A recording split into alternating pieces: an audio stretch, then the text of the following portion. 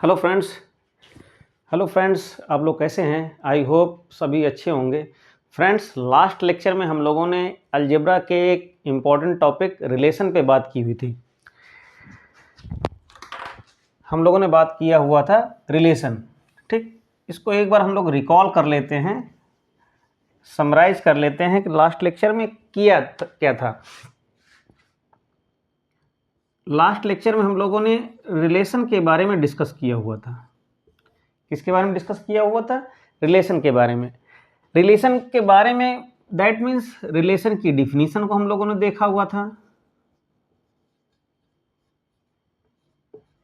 उसके एग्जाम्पल देखे हुए थे, एग्जाम्पल्स, और उसके प्रकार देखे थे। हम लोगों ने टाइप्स को देखा हुआ था कि इसके टाइप्स क्या क्या हैं। ये सारी चीज़ें हम लोगों ने देखा था।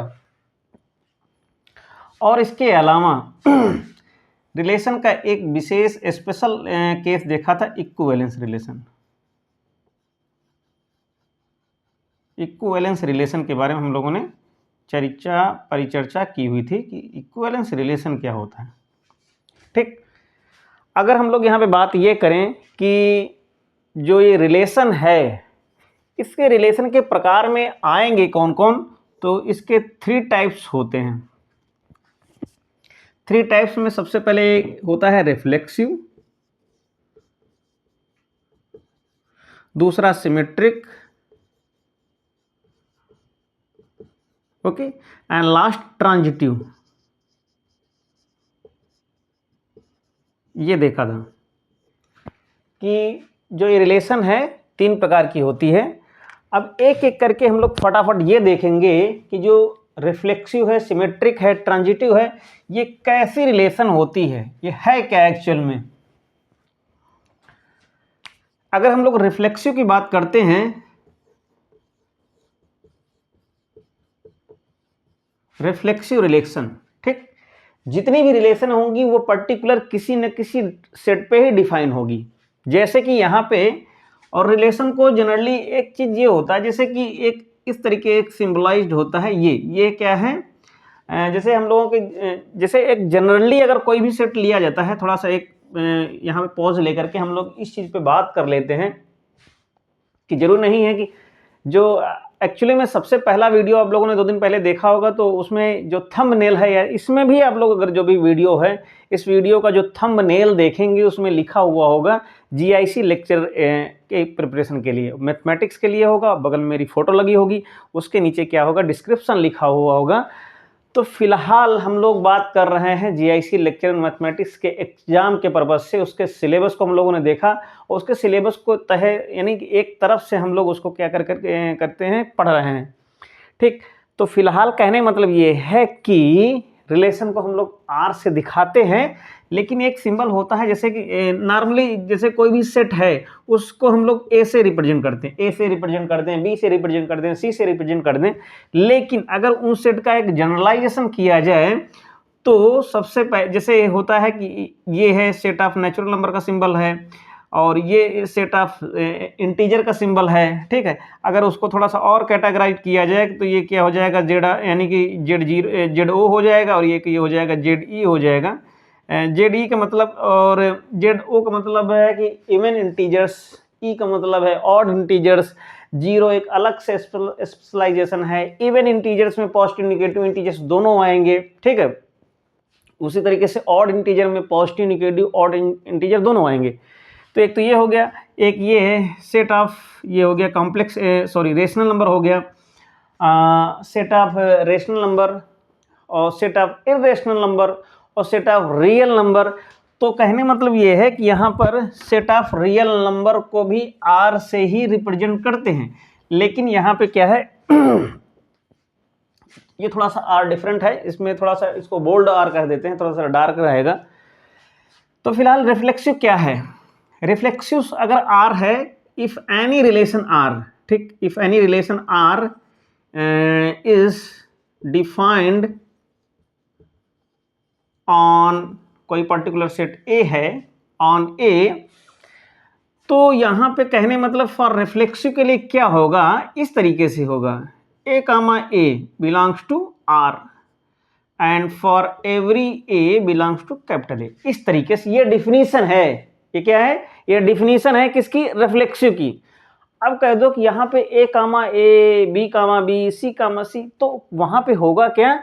वो रिलेशन जो होगी पर्टिकुलर एक डिफाइन होगी, उस पर एक कंडीशन होगी कि इस कंडीशन के तहत जैसे बहुत सारी चीज़ें आ सकती हैं, जैसे कि जैसे मैंने यहाँ पे लिया कि एक ऐसा सेट है, एक ऐसा सेट है और उस सेट में क्या है कि सबके सब कांग्रुएंट हैं। ठीक, सबके सब कांग्रुएंट की जगह पे हम ले लेते हैं, जैसे कि एक सेट है, वो सेट किसका है?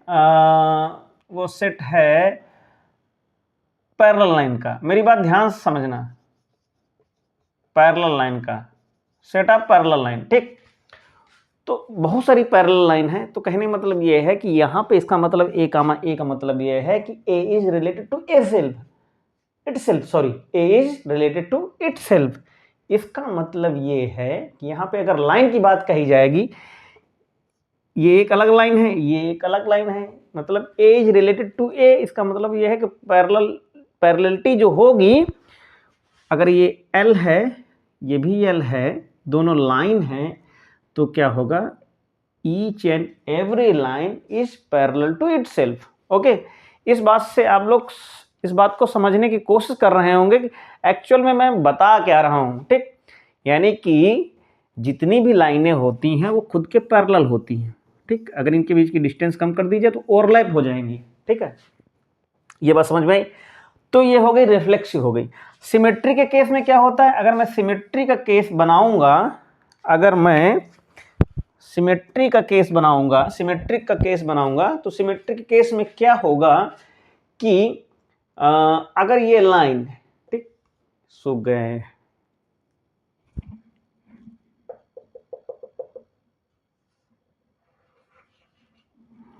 चलो भैया, अगर कहने मतलब ये कोई लाइन है इस तरीके से, ये लाइन है, ये लाइन है, ये इसके पैरेलल है, तो ये इसके पैरेलल होगी। बात समझ में? तो ये क्या है? सिमेट्रिक है। अगर ये लाइन L है, ये लाइन M है, तो अगर L M के पैरेलल है तो M L के पैरेलल होगा, ये सिमेट्रिक हो जाएगा। उस तरीके से ये एक A लाइन है, ये B लाइन है, ये C लाइन है, ये इसके पैरेलल है और ये इसके पैरेलल है, तो ये ऑब्वियसली इसके पैरेलल होगी, तो ये हो जाएगा ट्रांजिटिव केस हो जाएगा। ठीक, अब आगे हम लोग कुछ क्वेश्चंस करेंगे, उस क्वेश्चन में वहाँ पे हम लोग थोड़ा सा और क्लैरिफाई कर सकेंगे कि एक्चुअल में जो तीनों जो रिलेशन है, रिफ्लेक्सिव, सिमेट्रिक, ट्रांजिटिव, किस तरीके से बिहेव करती हैं। ठीक, और सबसे बड़ी सरप्राइजिंग वाली बात ये है, मैं जो आज यानी कि आज की तारीख में जो लेक्चर ले रहा हूँ, सबसे सरप्राइजिंग चीज़ ये है, सरप्राइजिंग कहें या जो भी है, कि काम करने की जो भी ललक है, वीडियो बनाने की जो तलब है, ठीक, वो जो तलब है किस हद तक होती है। ये तीसरा अटेम्प्ट है आज के दिन का, आज का ही ये तीसरा वीडियो है। यानी सबसे पहले मैंने वीडियो बनाया आज की डेट में, कम से कम शायद 45 मिनट का हुआ होगा, फिर वो करप्ट ऑडियो यानी कि जो है वीडियो जो है पूरा लैप्स हो गया, बनाने के बाद ख़त्म हो गया। फिर उसके 10 मिनट बाद भी मैंने बनाया, 25 मिनट का वीडियो बनाया, वो भी जो है हो गया। अब ये थर्ड अटेम्प्ट चल रहा है, तो इसको देखते हैं ये सक्सेस होता है कि नहीं होता है। फिलहाल आई होप होना चाहिए, होगा नहीं, होना ही चाहिए। तो फिलहाल क्वेश्चन पे बात करते हैं हम लोग। क्वेश्चन ये है, यहाँ पे पहला क्वेश्चन कि कह रहा है, क्वेश्चन ये है दोस्तों कि L क्या है? Set of all straight line का एक सेट है। ठीक, set of straight line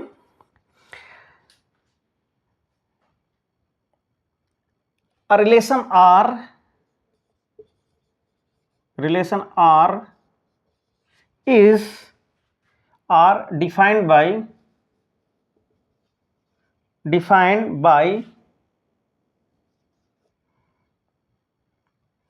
A related to B।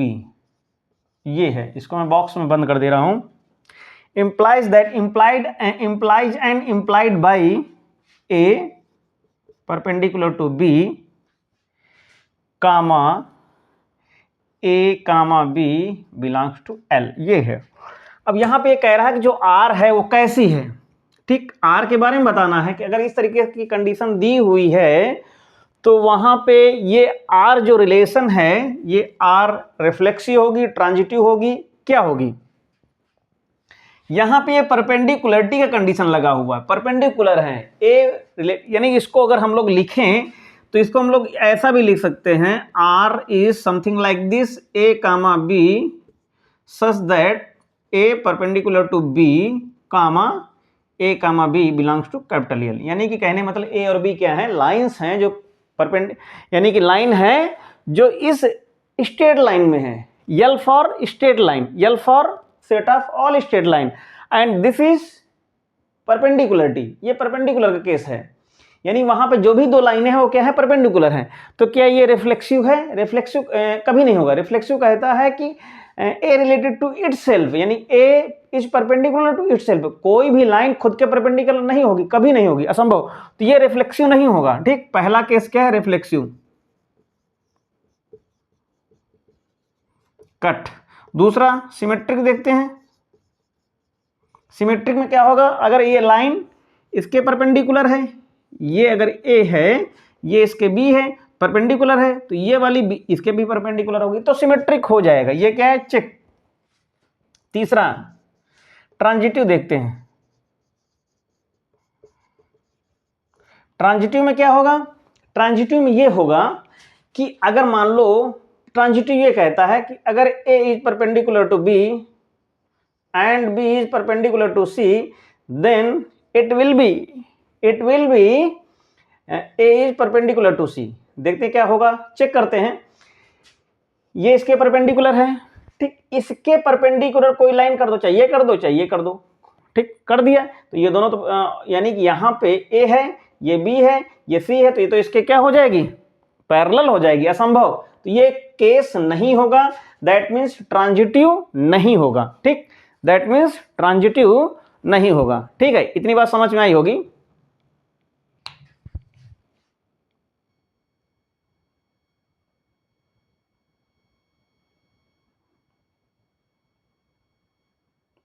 यानी कि ट्रांजिटिव नहीं होगा। ठीक, नेक्स्ट क्वेश्चन पे आते हैं। इसके आगे क्वेश्चन कौन सा होगा देखते हैं। और वीडियो इस तरीके से बनाने का थोड़ा सा ये होता है कि आपके पेशेंस की परीक्षा होती है कि मैं बोर्ड पे अगर कोई क्वेश्चन लिख रहा हूँ, अगर आप लोग धैर्य रखे हुए हैं और ठहरे हुए हैं वीडियो में, तो ये आपकी पेशेंस की परीक्षा है। आप लोगों के लिए जो है थम्स अप है। ठीक है, and thank you also. Next question कह रहा है कि लेट R be a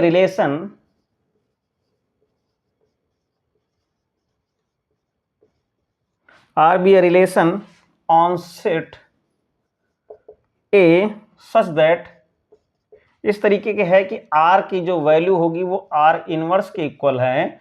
तो कह रहा है कि R इज व्हाट, R क्या है, R क्या है, मतलब ये R है किस बिरादरी का, रिफ्लेक्सिव है, सिमेट्रिक है कि ट्रांजिटिव है। ठीक है, जरा इस बात पे गौर फरमाइएगा। जैसे कि मैं यहाँ पे लेता हूँ कि अगर R क्या है, R एक रिलेशन है A comma B such that A comma B belongs to any set A। Okay, तो R इनवर्स क्या होगा, R inverse something like this B comma A such that A comma B also belongs to same set. ठीक है, तो यहाँ पे अगर हम लोग बात करें, कह रहा है कि R is equal to R inverse implies that A comma B equal to B comma A. This is the case of symmetricity. कैसा रिलेशन है, सिमेट्रिक रिलेशन है। कैसा रिलेशन है, सिमेट्रिक रिलेशन है। ओके, नेक्स्ट क्वेश्चन, इसका जवाब आप लोगों को मिल गया होगा कि ये है क्या, क्या है, सिमेट्रिक रिलेशन है। एक बहुत ही इंपॉर्टेंट क्वेश्चन है।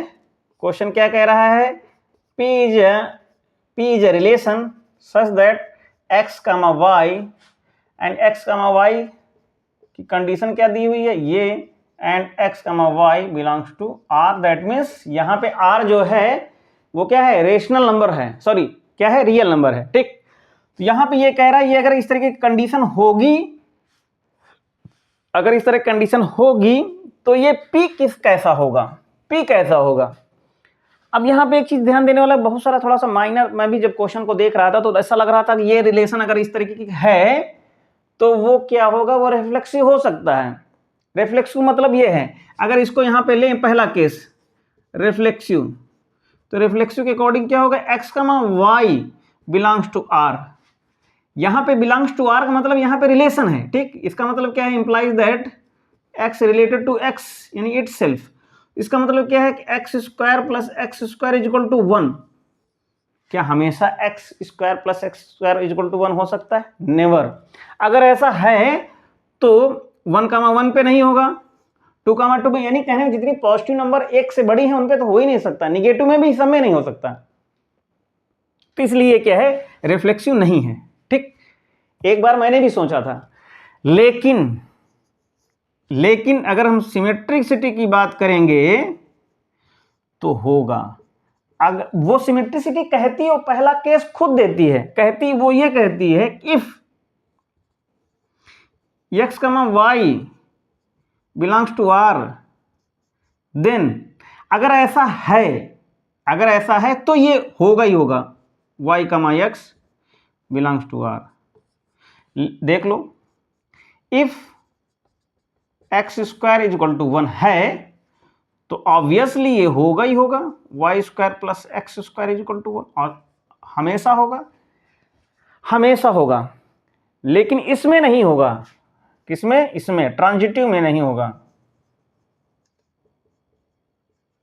ट्रांजिटिव ये कहती है कि अगर X Y belongs to R and Y X, sorry तीसरा नंबर ले लेते हैं, Y Z belongs to R, ये कहता है कि X comma Z belongs to R, ये कहता है। यानी दो एक कंडीशन ऐसी ले लें तो तीसरे में होगा ही होगा, ये ऐसा है नहीं तो ये भी कंडीशन जो है रॉन्ग हो जाएगी। तो कैसा, हमेशा यही सिमेट्रिसिटी ही इसमें जो है फुलफिल होगी। ओके, नेक्स्ट क्वेश्चन पे बात करते हैं। एक कॉन्सेप्ट है composition of relation. Composition of relation थोड़ा सा इसको देखते हैं। Composition of relation, composition of relation ये कहता है कि अगर कोई relation R is a subset of A cross B, ठीक, एंड एक दूसरा सेट है S is a subset of B cross C, ठीक, तो implies that S composition R is subset of A cross C। ये एक कॉन्सेप्ट है, इसका मतलब ये है कि ये किसका सिंबल है, कंपोजिशन का, कंपोजिट रिलेशन। ठीक, एक यहां पे एग्जांपल से थोड़ा सा देखते हैं इसको कि if A is equal to 1 2 3 and B is equal to 4 and 5 and C is equal to 3 4 5, तो यहां पे R एक रिलेशन है। R कैसी रिलेशन है, 1 4 2 5 3 4 एंड एक यस रिलेशन है 4 5 एंड 5 3, ये एक रिलेशन है। ठीक, तो यहां से यस कंपोजिशन R क्या होगा, अब यहां पे थोड़ा सा ये ध्यान देने वाला है, यस कंपोजिशन R होगा कैसे। ठीक, तो यहां से इससे स्टार्ट करेंगे। यस कंपोजिशन R का मतलब ये है, अगर हम यहां पे ये बात करें यस कंपोजिशन R, तो हम लोग कहां से इधर चलेंगे। ठीक, तो यहां से 4 है, यहां 4 एंडिंग है, यहां 4 वो है, तो इसके साथ इसकी मैचिंग होगी, तो ये हो जाएगा 1,5 होगा। अब इसके साथ देखते हैं 1 4 और कहीं आ रहा, नहीं आ रहा। अब 5 के साथ इसके बाद बढ़ते हैं, इसकी एंडिंग 5 से, इसकी स्टार्टिंग 5 से है, तो ये 2 5 5 3 साथ में होगा, तो ये हो जाएगा 5 5 से हटेगा, तो ये हो जाएगा 2 3 हो जाएगा। ठीक, इसको इसके साथ देखते हैं। अगर इसको इसके साथ देखेंगे तो 3 4 4 5, तो ये हो जाएगा 3 3 5। ठीक, और कोई बन सकता है? अगर हम लोग इसको देखें तो 1 5 हो गया, 2 3 हो गया, 3 5, बस इतना ही बनेगा। ठीक, ये अगर हम लोग आर कंपोजिशन अगर यस निकालेंगे तो आर कंपोजिशन यस निकालेंगे तो इसकी स्टार्टिंग वो लोग इधर से करेंगे। ठीक, तो ये क्या होगा 4 5 5 इधर क्या है, फाइनल है यानी कि एंडिंग है, तो इधर 5 की स्टार्टिंग कहाँ से होगी? तो कोई नहीं हो रही। ठीक, तो अब इसके साथ देखेंगे 5 3 3 की यहाँ पे लास्ट है, इसका इधर यहाँ पे स्टार्टिंग किसकी है? तो ये है, तो ये 5 4 हो जाएगा, इधर 5 4 इधर बचेगा आर कंपोजिशन यस में। तो इससे एक कंक्लूजन ये निकलता है कि S composition R is not equal to R composition S, यानी कि दोनों की वैल्यू इक्वल नहीं हो सकती। यहां पे कंक्लूजन मोटा मोटा ये है। ठीक, तो फिलहाल आप लोग इसको देख लीजिएगा। एक लास्ट क्वेश्चन लेते हैं, उसके बाद हम लोग क्या करेंगे, वीडियोज को थोड़ा सा वाइंड अप करेंगे। यहां पे लास्ट क्वेश्चन क्या है? लास्ट क्वेश्चन ये है कि एक ऐसी रिलेशन है, ये एक रिलेशन है जहां पर यम कामा यन सच दैट, जो एक रिलेशन है वो क्या कह रहा है कि एक मिनट जरा थोड़ा सा, यन यहाँ पे यन कामा यम है। ठीक, N comma M, N is the factor of M, n is factor of M. इसको हम लोग ऐसे भी लिख सकते हैं, ये ब्रैकेट लगा देंगे यहाँ पे, n divides m, and n और यम क्या है? वो नेचुरल नंबर है। मेरी बात ध्यान सुन, ये दिख रहा है आप लोगों को सही से? आई होप दिख तो रहा है ना। थोड़ा सा और बड़ा करके लिख देते हैं, बोर्ड के हिसाब से थोड़ा सा कैमरे की सेटिंग उस हिसाब से है कि जैसे यहाँ पे अगर हम लोग देखते हैं कि ये क्या है, यन यम। ठीक, इस तरीके से ऑर्डर पेयर में होगा, रिलेशन पक्का होगा। ठीक है, अब यहाँ पे कंडीशन ये है कि ये पहला वाला दूसरे को डिवाइड करता है। पहला वाला जो कंपोनेंट बने हैं, जो ऑर्डर पेयर बना हुआ है, पहला वाला दूसरे को डिवाइड करता है और दोनों नेचुरल नंबर हैं। ठीक, तो ये कैसा, किस तरीके का बन करके तैयार होगा? 1 2 1 3 1 4 2 3 2 4 2 5, यानी कि अनंत है पूरा ना सेट ऑफ नेचुरल नंबर, तो बनता ही जाएगा। तो क्या रिफ्लेक्सिव बनेगा? ऑब्वियसली रिफ्लेक्सिव बनेगा। क्यों? अगर यहाँ पे फॉर केस ऑफ रिफ्लेक्सिव, तो ये क्या होगा? n कामा n होगा। मतलब इसका मतलब क्या है? n divides m। इसका मतलब क्या है? इसका मतलब क्या है? n डिवाइड्स m, तभी तो m का फैक्टर होगा। पहला वाला दूसरे डिवाइड करेगा तभी तो पहला वाला दूसरे का फैक्टर होगा। यहां पे क्या है? फॉर रिफ्लेक्सिव के लिए क्या है? दोनों सेम हो जाएंगे। इसका मतलब क्या है? कंडीशन के अकॉर्डिंग क्या होगा कि first component divide second component. ठीक, यानी कि first component is the factor of second component. जैसे कि इस तरीके से 2 4, ठीक, 2 4 को डिवाइड कर रहा है, पक्का है। लेकिन इसके आगे जैसे हम बढ़ेंगे 4 2 लिखेंगे तो क्या 4 2 को डिवाइड करेगा? नहीं, डिवाइड का मतलब रिमाइंडर बचे ही ना। तो ये इस तरीके से, लेकिन ये सिमेट्रिसिटी नहीं होगी। अब रिफ्लेक्सिव में क्या होगा? 2 2 लिख दो भैया, 3 3 लिख दो, 4 4, जितना मन हो उतना लिख दो। इसका मतलब क्या है कि 2 1 2, 3 1 3, 4 1 4, 100 100 1 100। ठीक, बात समझ में? तो रिफ्लेक्सिव है, रिफ्लेक्सिव है। अब देखते हैं सिमेट्रिसिटी तो है ही नहीं, फेल हो गई। ट्रांजिटिव देखते हैं। ट्रांजिटिव में कहता है कि बनाना पड़ेगा कि 2 4 को डिवाइड करता है एंड 4 12 को डिवाइड करता है। भैया मान लिया हमने, तो क्या 2 12 को डिवाइड करेगा? ऑब्वियसली 2 12 को डिवाइड करेगा। तो ये है ट्रांजिटिव, ट्रांजिटिविटी भी है। ठीक, तो फिलहाल ये क्वेश्चन है, इसको आप लोग नोट कर लीजिएगा, बहुत ही इंपॉर्टेंट क्वेश्चन है। ठीक, तो फिलहाल हम लोग क्या करेंगे कि वीडियो को यहीं पे वाइंड अप करते हैं और आगे के लेक्चर में हम लोग मिलेंगे, जहाँ पे हम लोग कोशिश करेंगे कि सेट ओवरऑल ख़त्म हो चुका है और बीच में अगर एक आधा क्वेश्चन, अगर हमारा 2 4 क्वेश्चन 5 क्वेश्चन 6 क्वेश्चन जो भी एक वीडियो अगर बनाना होगा तो हम लोग बनाएंगे, ठीक, उस पर डिस्कस करेंगे। कमेंट बॉक्स पे आपके कमेंट का वेट करेंगे, देखते हैं, रेयरली होगा कमेंट कोई कर दे, वैसे कोई करेगा नहीं फिलहाल, ये कोई बात नहीं है, खैर। और हम लोग आगे की जो नेक्स्ट लेक्चर होगा उस पर हम लोग फंक्शन पे बात करेंगे, स्टार्टिंग उसका कॉन्सेप्ट क्या है, फंक्शन की कॉन्सेप्ट क्या है, फंक्शन के टाइप क्या हैं। फिलहाल आगे जो भी है सिलेबस होगा, सिलेबस के अकॉर्डिंग हम लोग आगे बढ़ेंगे। तो मिलते हैं नेक्स्ट लेक्चर में। Thank you, take care, welcome forever. जय